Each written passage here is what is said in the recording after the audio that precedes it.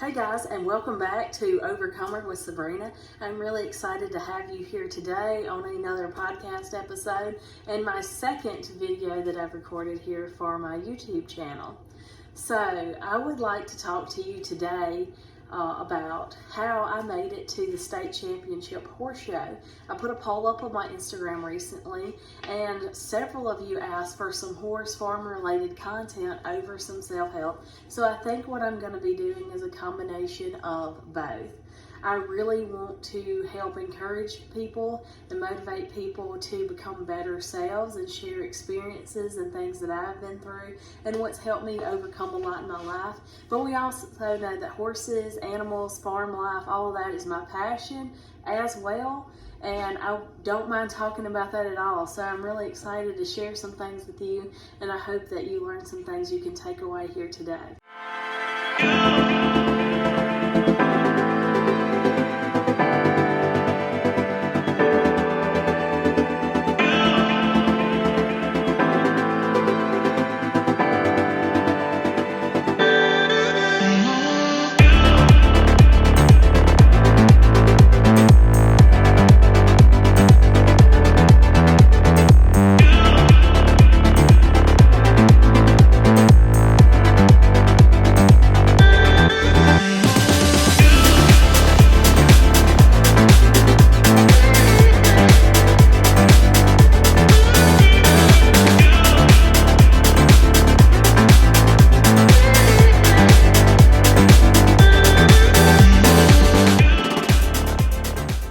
So as many of you may know, I have shown horses for quite a few years, but in 2023, I started doing something I've never done before. I started showing in the ranch pleasure classes. So this is totally different from anything I've done before. I've always did running, speed events, barrel racing, pole bending, quads, those type of things. But for the past couple of years before that, I started riding with a trainer, learning how to ride more correctly, changing a ton, riding a completely different discipline. So when you go from riding horses and you're trying to go as fast as you can and compete and beat the clock to riding super slow, super relaxed, straight posture, being really in tune with your horse, controlling every little movement, it is a lot of hard work, and it's a little bit mind-blowing because you're doing something like completely opposite to what you're used to doing and you've been doing for years.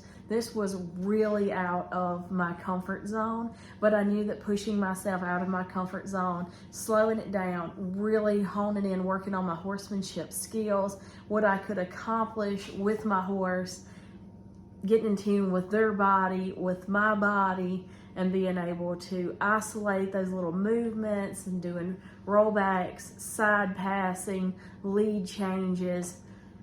It's a lot. And I knew that one day when I get back into barrel racing that it's really going to help me a ton and just advance my riding and really push me out there. The first thing that I did was talk to people that were in this discipline. And I did a lot of research, I studied, I watched YouTube videos, I just dug all the articles up that I could possibly find and read all that I could about this new discipline.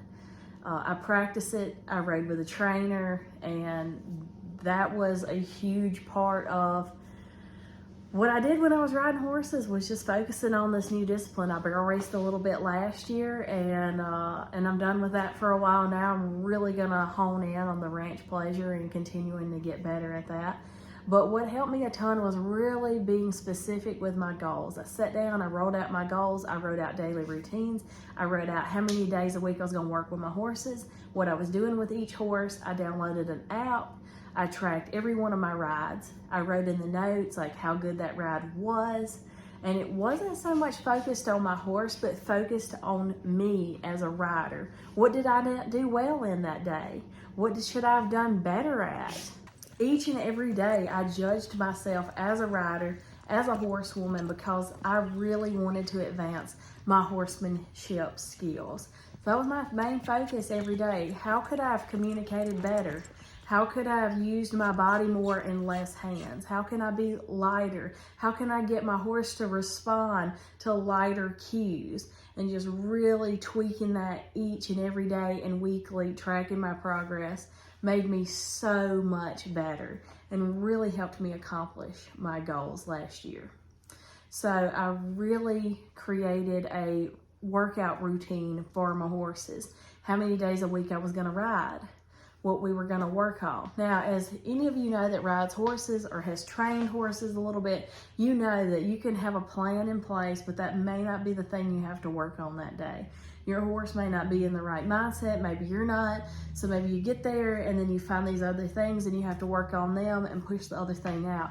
You have to roll with the flow like that, and we definitely did that. We took it day by day, but I still had a plan in place, and I was tracking, measuring my progress, revisiting, and looking up videos, talking to my trainer, my coach, and just constantly, how can I be better? Because I'll say this over and over again, most horse problems are people problems. We need to look within and figure out why our horse is not getting it. If we're doing the same thing over and over, we're beating a dead horse. If it's not progressing or doing the things that we're asking it to do or understanding our cues, then we need to learn how to communicate better for that individual horse. And they're all not the same. So most of the time, we need to dig within. I also did a lot of work in studying in on nutrition and supplements. I have a horse that has navicular. I have a senior horse. And then I have a horse that does not keep weight well in the winter. Or the wind blows and she shivers, and I have struggled with her. So I have 3 horses with 3 different needs. Every one of them needs some supplements with their feed. And I really honed in on each one, and I did research on senior horses. I did the research on the navicular. I talked to people, I talked to vets, and just asked for advice, and then started figuring out what worked for me and my horses. And I am happy to say that in the middle of, or getting close to the middle of January, all of my horses look great. They feel great. I have them on a feed that I'm loving for each horse. I have them all on their own supplements. They're on a good farrier rotation. I am very, very proud of what I've learned, but that is not to brag. That is to say, I put in a lot of hard work and hours in 2023, really studying and figuring out what each horse needs. And my horse that's a hard keeper, she looks great. She looks the best that she has ever looked in the wintertime. And she is very, very pregnant. We're expecting a February baby, but you know, I'm looking at her daily. It could come a little bit early. We're in January. She's due in February, but she looks fantastic. Her coat's great, feet's great. She's healthy. She's a good healthy weight and pregnant in the dead of winter. And it's all because I did the research and the hard work, figured out what works for each horse and what my horses need. So along with that, making it to the state championship horse show, I set out my workout routines for my horses, and I stuck to those, and I tracked them, and I really worked on myself to become a better rider. There were days that I did not want to ride. I love riding horses. It is one of my biggest passions. But this summer, if you are living here in the South, you know this past summer was brutally hot. You could walk out the door to the mailbox, and by the time you came back, you were just drenched in sweat. The humidity was horrible. It was brutal. So everybody had to plan a ride really late in the evening. I would get up really early on the weekends. And when you get up early all week to go to work, the last thing you really want to do sometimes is get up early on the weekend and go work horses. But I did it.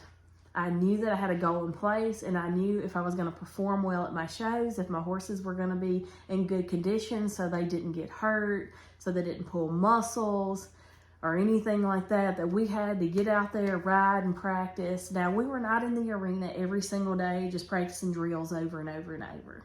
We did drills probably 3 to 4 days a week where I'm working on my leads, where I'm working on side passes, controlling and isolating little parts of the body, with my legs, with my feet, learning how to use less hands, and be much lighter of a rider. And then on the other days, it would just be trail riding. We'd just be riding around out in the pasture, in the field, checking cows, walk, trot, maybe lope a little bit, and then get off and put them up. You know, some of my sessions were really short where I just felt like my horse needed that, but I was still out there on my horse. If I had a day where I didn't ride, I would lunge them. But my horses got 2 days off a week. Each horse had 2 days off. So that's what my workout routines looked like. But I'm telling you, there were days where I did not want to get out there and be in the saddle. But I knew for my horse's sake, for my sake, that I had to. And I'm not going to go to a show and not be prepared and take a chance on my horse getting hurt because they're not in the shape that they need to be. And then I haven't practiced any of the maneuvers that I needed. So that's what I had to do for me to accomplish my goals. So we rode all throughout the year. We made it to every show but one. We placed well in all shows. We placed well in our very first one because I was very prepared, and I had been practicing with my coach and my horse for a long time before I entered my first show. So from that and nutrition and just being extremely disciplined, really working on myself, I made it to the first state championship horse show for myself. So as you know, I've shown for a few years, but I have never completed a season and tried to go to the state show. Before I had my child, it was like each year something happened. Like one year I had a horse maybe come up with an injury or something from the past year, and I couldn't finish the season, so I had to borrow a horse from a friend of mine and finish the season out, but ended up not placing where I wanted to be. And then there were 2 years that I got hurt. It was like nearly the end of the season each of those years. In the same month that something happened horse related where I got hurt, couldn't finish the season. But for the most part, I missed a lot of shows because I was training so many outside horses that I'd have a weekend that I'm just like, I don't feel like going to the show. I'm trying to work all these client horses and ride them. And I just didn't have time to commit the workout routines and the show schedule and everything to a personal horse to make it there because I had so many other irons in the fire. And since having my son, I have had to take a lot of time off from horse showing and riding, and I've stopped riding outside horses at the moment, and I cut back on my riding lessons because I was trying to get my degree and go to school and advance my career. So that had to be top priority for me to later on be able to show more. So I had a lot of obstacles in the way at some point or another, but I made it through and I never quit. And then finally, after however many years, I was able to really focus in, zone in, create a routine for myself, focus on my own personal horse, show an entire season, and then make it to the state show. And my goal was to make it there into place. And we did both of those things. We had an absolute blast. We learned a lot. And I have a lot of things that I know that I can work on this year and make better. So the next time I go to the state show, I'll be even more prepared and can set that bar a little bit higher for myself. But I hope this helps you in some way. My advice is to sit down, write out your goals. What is it that you want to accomplish with your horse? And then take pen to paper. Create a routine, study, research, talk to other horse people in your area. Find people who have already done the thing you want to do, that they've already went further and that you can look up to. Never take advice from anybody you wouldn't swap places with, first off. So find somebody that's credible in your area or around that you may know from shows or something, or reach out over social media to somebody and, ask them for some advice. How can I get better? How can I accomplish this thing that I'm trying to accomplish? And then the second thing you have to do is be teachable and take their advice. You have to be able to see, the things that you need to change, self-reflect, and change those things. Because if you don't, then you're never going to go anywhere if you're not teachable and you're not willing to learn new things, admit when you're wrong, and change. Because your horse needs you to change and be adaptable. We want them to change and be adaptable to do the things we're asking them to do, that they'd rather just stand out in the pasture and eat grass. So we have to be able to do the same things in return. Keep your horses at your farrier. Keep them on a routine. Keep their feet taken care of. The horse's feet is like the motor of your car. If you don't take care of that, then the whole thing's going to eventually go downhill at some point. Really focusing on nutrition. Talk to your vet if you have questions. If what you're doing isn't working, if your horse is not looking and feeling its best all the time, then maybe your horse needs different feed, supplementation. But, talk to somebody, do the research, and then apply that knowledge to you and your horse's journey, and be willing to make mistakes, but just learn from them. It's never a failure if you don't quit. So learn from where you have messed up, made some mistakes, and then it's always a win. I hope you were able to take something away from this. I really hope to see y'all be successful and make a lot of ground, accomplish those goals in 2024. Sit down, get you some pen and paper out, write out what you want to do, but start applying that knowledge, the things that you're learning, start applying it. Hope you have a great rest of your week, and I'll see you later.